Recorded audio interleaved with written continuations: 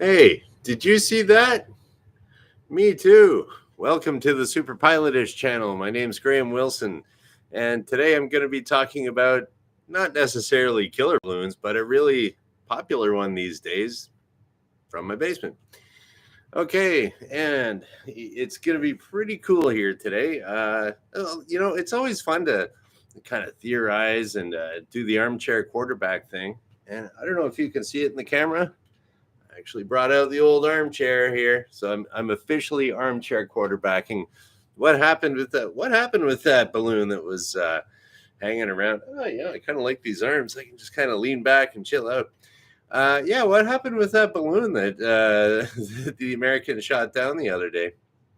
Okay, well I got my theories about it, and the reason I got the armchair out here today is because I think it's acceptable to armchair quarterback if you're a pilot and not wait till the official word comes out, the official crash investigation comes out. Like if it's military, because I mean, if it's military, you're never gonna know. And oh, hey, Fire Captain 202 in Jordan. Hey, Cap. So yeah, so you're never really gonna know what happens with a military, if it's somewhat classified, military operation or whatever. But we're going to kind of go back in history here a little bit. And hey, Rich, I see you there too. I was going to mention that. Yeah. Uh, Apparently, according to what they say, or the conspiracy people, or the internet, or whatever you catch on Twitter, balloons have been popping over into the North American airspace for a while.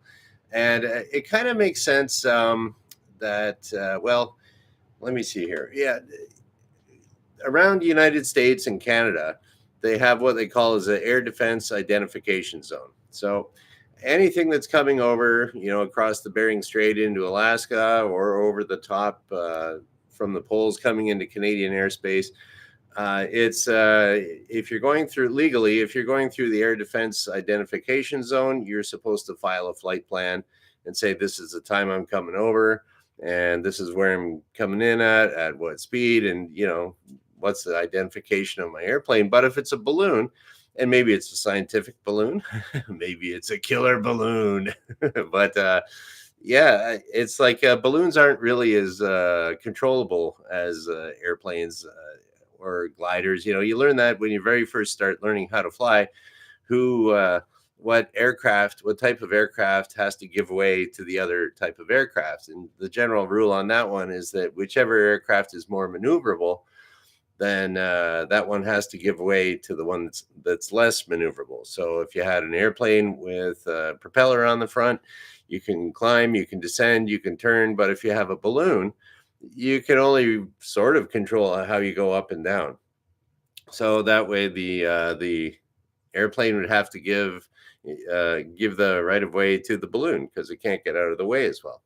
So, anyways, so the balloons are not really all that maneuverable, and that got me kind of thinking about uh, like how did it get all the way over here? So I was thinking about back when in 1981 when Richard Branson was going across the Pacific. I read Richard Branson's his autobiography is called "Losing My Virginity," and it's kind of says how he started off kind of selling records over in London, and then all the way up to being a billionaire. And it actually chronicles in his autobiography quite a bit about how his exploits with hot air balloons.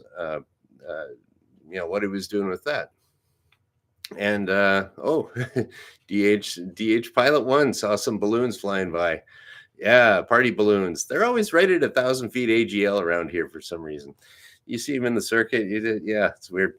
But anyways, yeah. So Richard Branson was describing quite a bit what it's like to get into the jet stream, and I'll kind of explain what the jet stream is, and that's how like a balloon can get pretty far in a pretty short amount of time because it's a very strong current of air. And I'll just get the good old whiteboard out again here. Okay, jet stream. If you were to take the jet stream, you can get as technical as you want about the jet stream. There's basically here's an air mass and here's an air mass, and where they mush together, it makes kind of like a little vortex, and you can kind of and that's your jet stream. So it's kind of like, if someone's blowing a smoke ring and it kind of comes out and it's just kind of expands like that. It's its own little air mass in a vortex, and it kind of sticks together. So that's kind of what a jet stream is. If you were to look at it from the side, and it depends on if you're in the northern or southern hemisphere, which way it's going and stuff. But basically, it kind of looks like an oval. How can we do this? We're going to draw. First, we'll label it jet stream. I'll show you kind of a cross section. So you got maybe an air mass on the left, air mass on the right, and you're going to be going, get some little arrows going here, and then it runs into the other air mass. Okay, I had to study this a little bit when I was studying for my ATPL exams. And so then I kind of find out. So it's kind of the cross section looks like this. And so you have one air mass on this side, one air mass on this side. And the air is kind of flopping over this way here and going this way here. And right in the middle, it's and there might be little bits coming off here. Might be little bits coming off here. Something like that. Okay, there we go. So there's, but right in the middle here, there's nowhere else for all that air to go. So it has to get squished out one end. So this is just kind of like you can imagine if my pen is an airplane or a balloon, it's going right through the jet stream. So what Richard Branson was talking about, how when they were trying to get into the jet stream, so then that would really get them across the ocean, and so they got their balloon. And let's see how good I am at drawing a balloon. Ooh, what a beautiful balloon. Killer balloon right there. Okay, so what happens is when you're getting into the jet stream, this is totally not to scale, of course, is that this wind is going really, really fast compared to the wind out here.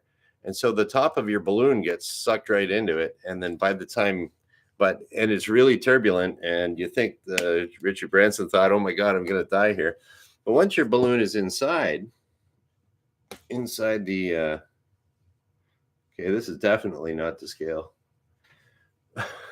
Okay, that's terrible. Okay, that's a little tiny killer balloon. So once you're zipping through here, through the jet stream in your balloon, it's smooth. It's just, you're just going along. But if you come down a little bit too much, you'll get this turbulence. If you go up too high, you'll get the turbulence up top. So the whole key there, and they were flying they're flying their balloon manually to get, across. I think they went across the Atlantic first and then the Pacific. I don't know. He did a few across Africa. He was ballooning all over the place, blowing his billions, having fun. So it's like they had to manually fire off their the propane. They had all these huge propane tanks around them, or gigantic propane tanks all the way around the capsule that they were in, going up and down. And they, if they're coming down a little bit, it would get a little turbulent, so they fire it off and then put some heat into the balloon, and it would rise up again. And then the turbulence would stop, and they'd say, okay, now we're in the jet stream. And apparently it kind of naturally keeps itself like in the middle, and it just kind of takes you along. So that's what this Chinese balloon was doing, I think. But this is my own little so Richard Branson was doing that back in 1991. So how many years ago was that? 91, 2001, 20, 30 years ago? Yeah, 30 years ago. So in the meantime, the ballooning technology has come along a long way, and the materials that you can use for your balloon, and so it's like I think probably what the Chinese were doing, and you can see on the bottom of it they had those solar panels. So this is okay. Here's the quarterback in the armchair. I'm going for it. Let's draw the killer balloon. Let me see. Oh, there we go. I'll use my official eraser here.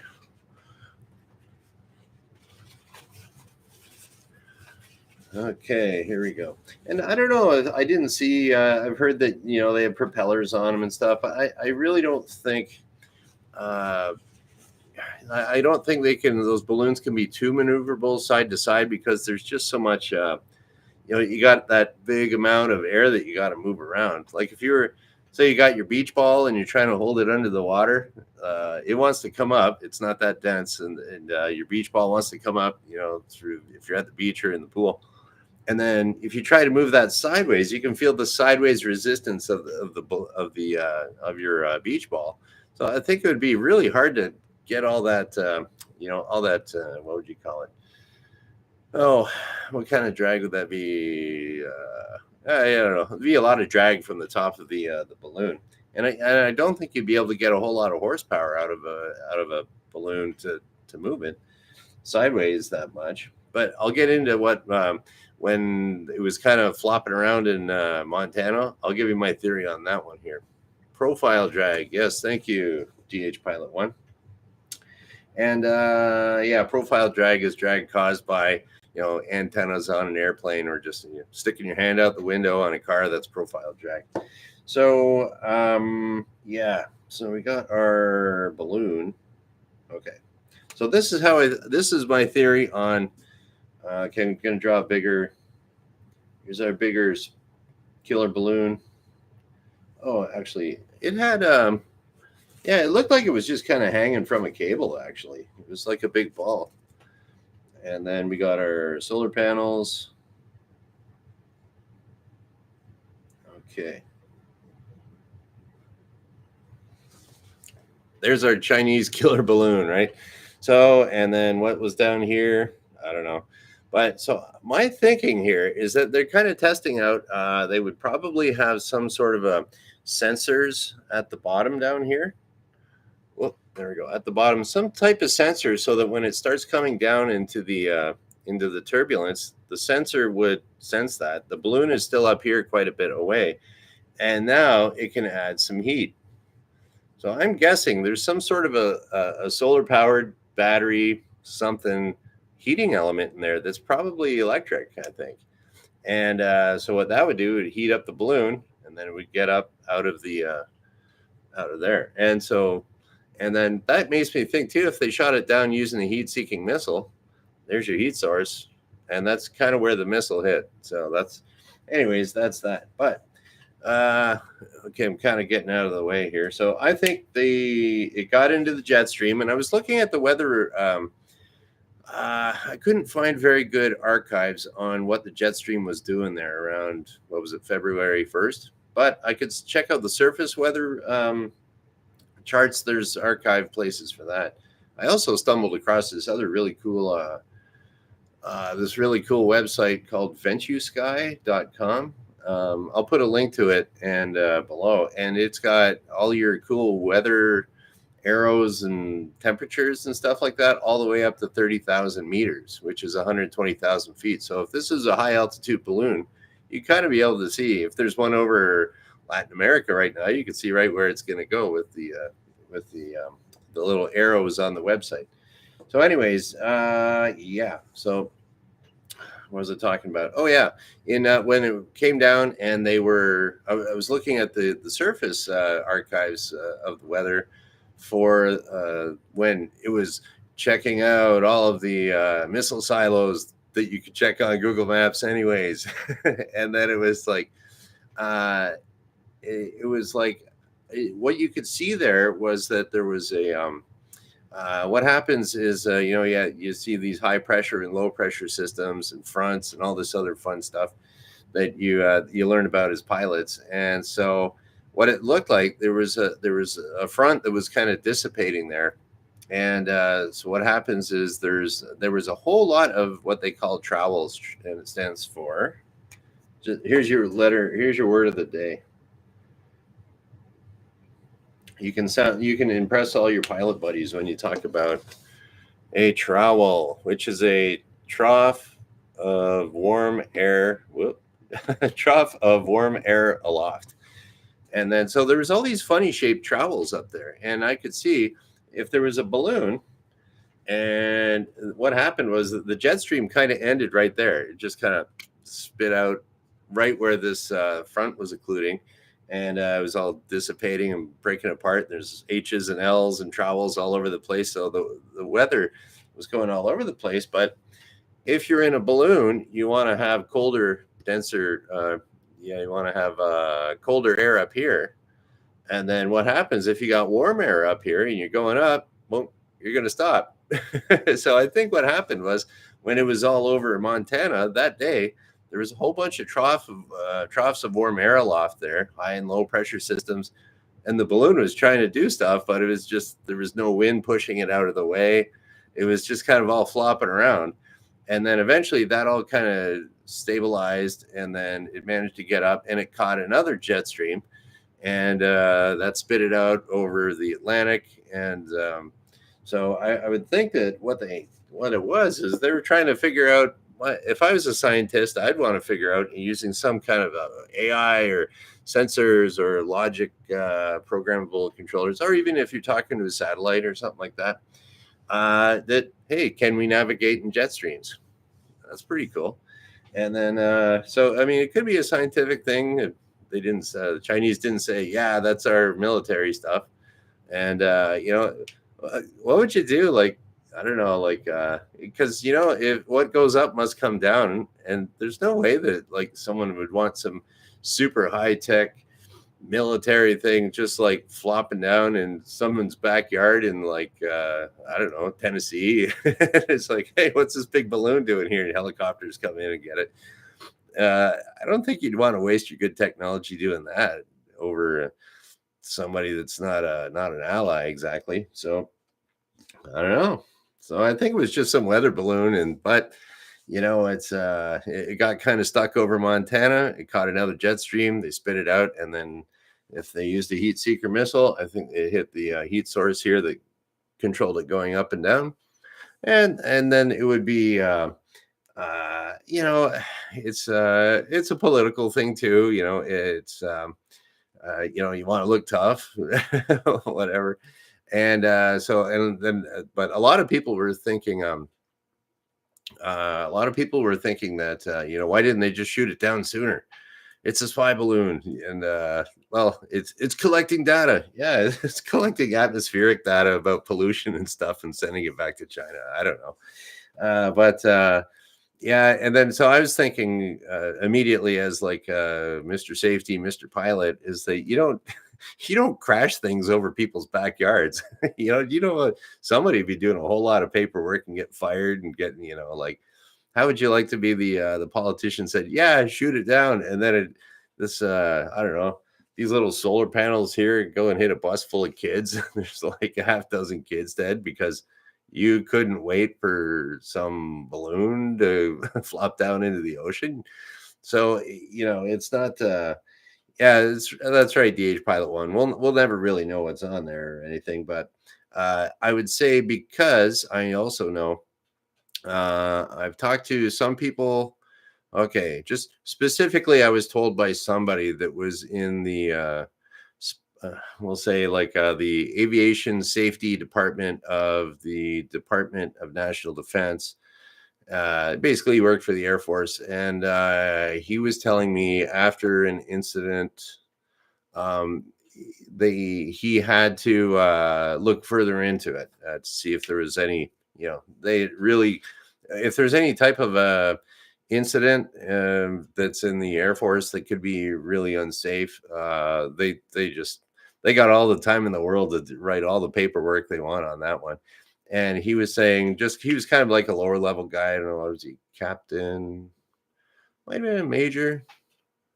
Yeah, I don't know. I think he was a captain. And so he said, okay, NORAD, what do you got? And so NORAD, what is that? North American. It's NORAD. It's Canada and the United States. DHC Pilot One, you can tell me what NORAD stands for, but North American Radio Air Defense, something like that. I don't know. Anyways, those guys have been checking out to see if there was like Soviet bombers coming over the poles for since the 50s and 60s. North American Air Defense. There we go. And yeah, so he was saying you would not believe what NORAD can see. So the incident that he was talking about was at like kind of at just in an uncontrolled airport, kind of not really covered by any radar anywhere. And it was, and that's where the incident happened. And they could see everything that happened there. Like you just said, like they know exactly what happened. And this was just like in the middle of nowhere. We had an uncontrolled airport, and NORAD saw everything. So, I mean, if they can see that and they got that much, I mean, just imagine how much the radar has improved. I mean, radar was first invented in like World War II. So it's been around for what is that, 60, 70, 80 years we've had radar. And I think it could pick up a great big monster balloon that's just kind of floating through. And even if it didn't, I mean, I doubt very much that it had a transponder on it. Ideally, it should have had a transponder on it for safety, but maybe the Chinese never thought it would make it to North America, and they said, "Hey, we hopped in this jet stream. Let's just see where it goes." And but yeah, you would think that gets me thinking too. But you could probably turn the transponder off because I know in China all the airspace over there is military. So so one pilot I was talking to that flies through Chinese airspace, they said that like say there's like a big storm front, you want to go around it, and when they like for an American plane to fly over China, and then they say, okay, this is your route, you stay on that route, that's it. And then if you want to deviate from that because of weather, they'll just say no. And then what they have to do is they have to declare an emergency, a weather emergency. And then the controllers say, okay, yeah, turn right to a heading of 090 or something. And but it makes a problem for the guys in the airlines because anytime you declare an emergency, it's tons of paperwork, right? But so that's why they hope for good weather if they're flying in China, because no matter what, they say, yep, we declared an emergency in China to go around that thunderstorm. We went off course by 20 miles. Everything was cool. Okay, fill out the paperwork. But you don't get they don't get investigated that much. For the one pilot I know at Air Canada that they have to do that. Another one at another airline in the States. So anyways, yeah, okay, so there we go. I don't think there was any killer lasers on that balloon. I think I explained why I thought it was hanging around in Montana and then it went away. Why did it get shot down? Someone felt cool. I don't know. Looked tough. Joe Biden does look good with the aviator sunglasses on though. It's like they're just cool glasses, man. So anyways, and yep, there we go. There's my 2 cents about that. And I'll do what else could I tell you about? No, I think that's about it for today. All right, I'm going to scroll through here a little bit and see if there's any little questions. We got a few people here in the chat. That's all right. It's just at the weird. I either look through the bottom of my bifocals here or look over the top there. It's just kind of pick a neck angle there, Graham. Okay, so what else we got here?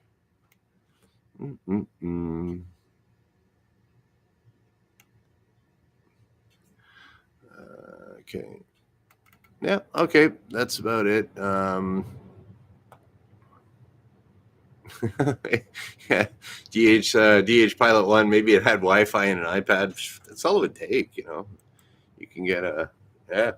So, yeah, okay, that's about it. That's my pilot take on that. And, like, it's kind of like this nice little story that's for the news. Oh my gosh, we got this threat.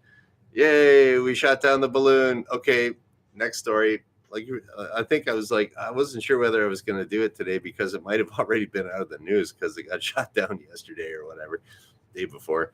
So, okay, after today, this will no longer be relevant. This will be a little piece of history for people to check out. So that's about it. Yeah, today is Monday. Oh, and I'm going to be working on another video. Just a little, I was charging up the battery on my motorcycle, and so I thought, It usually dips down a little bit in the winter time, and when it gets to be a nice day, I want it to be nice and charged up. So, whatever. It'll be some kind of how to charge up your motorcycle in the wintertime boring video. But yeah, I think it would be helpful because I Google searched and I didn't find any video that was like what I'm going to be probably putting out tomorrow. And there we go. You can look forward to that if you have a BMW motorcycle. Hey, yeah, we'll shut her down. Today's Monday. Yeah, so I'll be back on Wednesday because I do this Monday, Wednesday, Friday at noon Eastern. I'll just shut her down. So thank you for watching. Bye.